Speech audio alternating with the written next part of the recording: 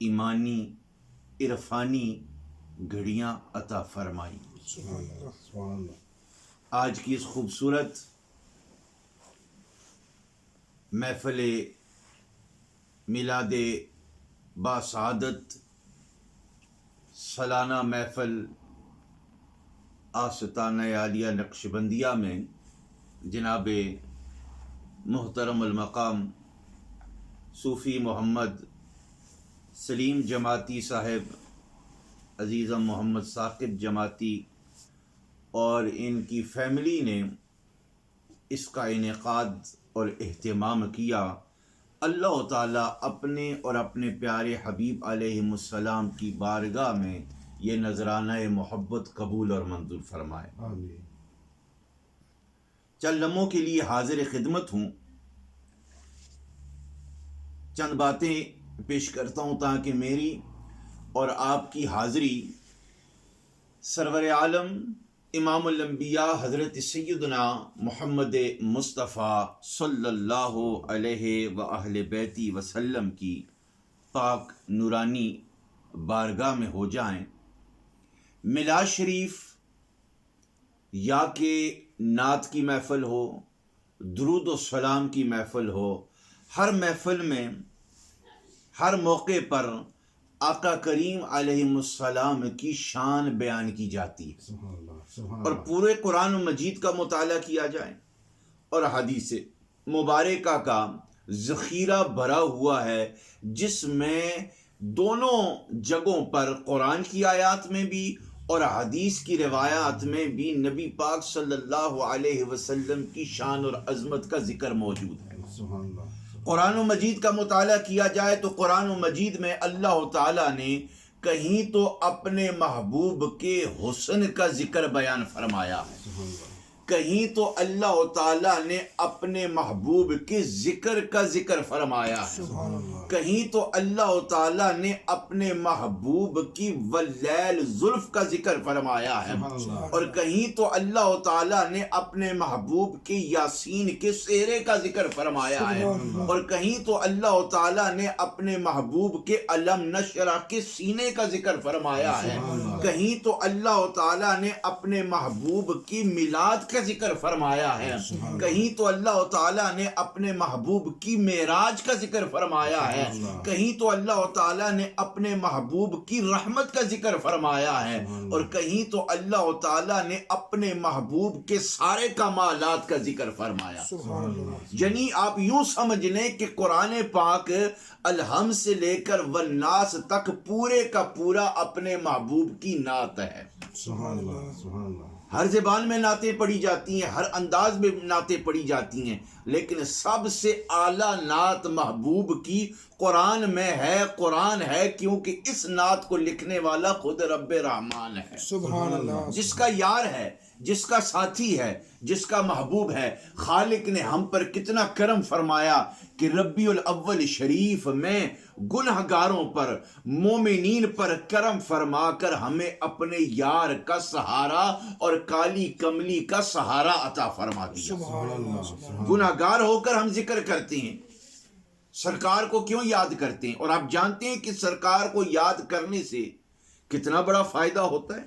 قرآن مجید کی تفسیر ابن عباس، جو حضرت سیدنا عباس کی لکھی ہوئی تفسیر ہے، اس میں یہ بات موجود ہے کہ دنیا کا کتنا بڑا ہی گناہگار ہو، کتنے ہی اس نے گناہ کیے ہو، جس وقت وہ گناہ کی توبہ کرے اور دعا مانگے اور اس دعا کے دوران وہ نبی پاک صلی اللہ علیہ وسلم کا وسیلہ اللہ کی بارگاہ میں پیش کرے، تو اللہ تعالیٰ اپنے محبوب کے نام کی برکت سے اور وسیلے کی برکت سے اس کی توبہ بھی قبول ہو جاتی ہے، اس کی دعا بھی قبول ہو جاتی ہے۔ سبحان اللہ۔ یعنی سرکار دو عالم علیہ الصلاۃ والسلام کے نام نامی اسم گرامی اور آپ کے وسیلہ طیبہ کے اندر اللہ سبحانہ و تعالیٰ نے وہ تاثیر رکھی، وہ برکت رکھی کہ جس وقت وہ اللہ کی بارگاہ میں ہم نام پیش کر دیتے ہیں تو اللہ تعالیٰ ہمارے خالی دامنوں کو اپنی رحمتوں سے مالا مال فرما دیتا ہے۔ سبحان اللہ۔ اب آپ دیکھیں کہ یہاں آستانے پہ آپ میلاد شریف منا رہے ہیں، لوگوں نے اپنے گھروں کو سجایا، جھنڈیوں کا اہتمام کیا گیا، لائٹنگ کا اہتمام کیا گیا، لنگر شریف کا اہتمام کیا گیا۔ اس کو آپ رسم نہ سمجھیں، رسمی طور پر بھئی ربیع الاول شریف آیا تو ہم نے میلاد منایا۔ اس کے بہت بڑے فوائد ہیں۔ اس میں سے امام قسطلانی اپنے ایک رسالے میں لکھتے ہیں کہ جو بندہ نبی پاک علیہ السلام کا میلاد شریف ربیع الاول شریف میں یا جب کبھی بھی اپنی توفیق کے مطابق اپنے گھر میں منائیں گے، وہ جس تاریخ کو میلاد شریف منائیں گے اس تاریخ سے لے کر اگلے سال کی اسی تاریخ تک میلاد کی محفل کی برکت کی وجہ سے پورا سال اللہ تعالیٰ اس گھر میں رحمتوں کا نزول جاری فرما دے گا۔ سبحان اللہ سبحان اور اللہ۔ پورا سال اس تاریخ سے لے کر اس اگلی تاریخ تک اس گھر کو، گھر والوں کو اللہ تعالیٰ تمام آزمائشوں اور حسابوں اور پریشانیوں سے محفوظ فرمائے گا۔ سبحان اللہ سبحان اللہ۔ پتہ کیا چلا کہ میرے آقا کریم علیہ السلام کا نام نامی اور پھر آپ کا ذکر، آپ کو یاد کرنا، یہ ایک ایسا ہمارے لیے نسخہ ہے اور طریقہ کار ہے۔ اور پھر آپ دیکھیں کہ حضور علیہ الصلوۃ والسلام کہ زمانہ پاک میں جو افراد موجود تھے وہ صرف نبی پاک سے پیار نہیں کرتے تھے، بلکہ نبی پاک کے ساتھ جتنی چیزوں کا تعلق تھا ہر چیز سے پیار فرمایا کرتے تھے۔ سبحان اللہ۔ آج آپ دیکھتے ہیں کہ ربیع الاول شریف میں مختلف محافلوں میں نبی پاک صلی اللہ علیہ وسلم کی زمانہ پاک یا استعمال شدہ یا آپ کے جسم مبارک کی کچھ تبرکات کا زیارت کروائی جاتی ہے۔ سبحان اللہ سبحان اللہ۔ کیوں؟ تاکہ مومنین جو اس زمانے میں موجود نہیں تھے وہ آج زیارت کر کے اپنے ایمان کو سکون پہنچا دیں۔ سبحان اللہ سبحان اللہ۔ بڑی خوبصورت روایت ہے کہ نبی پاک صلی اللہ علیہ وآلہ بیت وسلم کے زمانے میں ایک آپ کے ماننے والی عورت تھی، اس نے اپنے ہاتھوں سے ایک چادر سی اور اس کو سرکار کی بارگاہ میں بطور تحفہ پیش کرنے لگی۔ سبحان اللہ۔ عرض کی یا رسول اللہ صلی اللہ علیہ وسلم، یہ چادر میں نے اپنے ہاتھوں سے آپ کے لیے سی ہے، آپ اسے قبول فرما لیں۔ سرکار نے اس چادر کو قبول فرماتے ہوئے اسے اپنے جسم مبارک پر اوڑھ لیا۔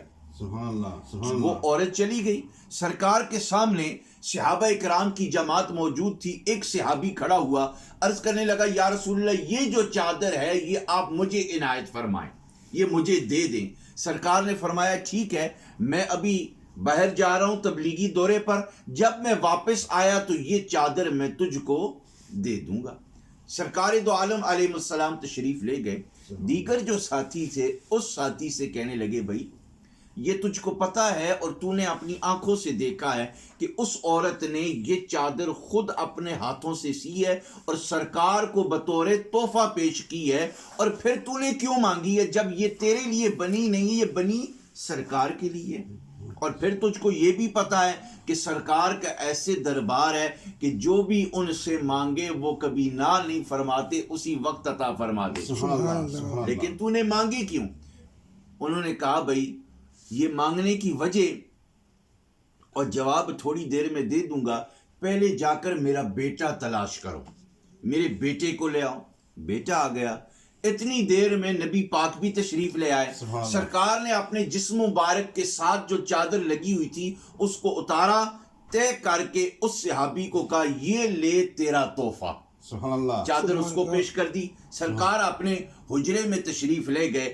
اب دیگر صحابہ انتظار میں کہ یہ ہمیں جواب ہمارے سوال کا کیا دے گا۔ بیٹا آ گیا، بیٹے نے کہا ابا جان آپ نے مجھ کو بلایا، کیا بات ہے؟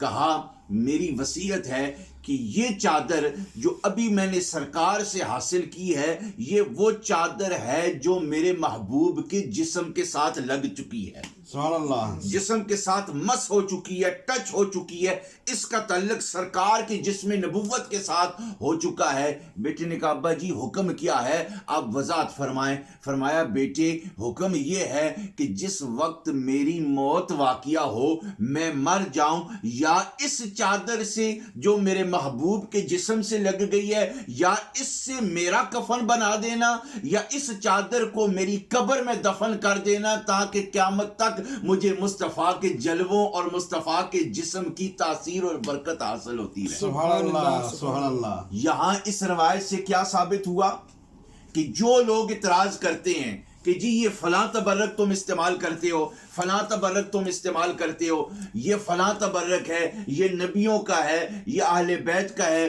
یہ پیر و مرشد کی چادر ہے، یہ پیر و مرشد کی پگڑی ہے، یہ پیر و مرشد کا تبرک ہے، تم اس کو چومتے ہو، تم اس کو پاس رکھتے ہو۔ مرید چاہتے ہیں کہ اپنے مرشد کا جبہ یا دستار ان کے ساتھ قبر میں دفنائی جائے، نبی پاک صلی اللہ علیہ وسلم کے تبرکات وہ اپنے گھروں میں رکھتے ہیں۔ کیوں؟ یہ اس سے صحابی کی سنت سے ہمیں پتہ چلا کہ نبی پاک صلی اللہ علیہ وسلم یا نیک بندوں کے تبرکات اپنے پاس رکھنا یہ صحابی کا طریقہ ہے۔ سبحان اللہ سبحان اللہ اب آپ دیکھیں کہ عقیدت مند، محبت والے یہ انسان تھے، لیکن جن اشیاء اور جن چیزوں میں جان نہیں ہے، بڑی خوبصورت بخاری شریف کی وہ روایت ہے کہ نبی پاک صلی اللہ علیہ وآلہ بیتی وسلم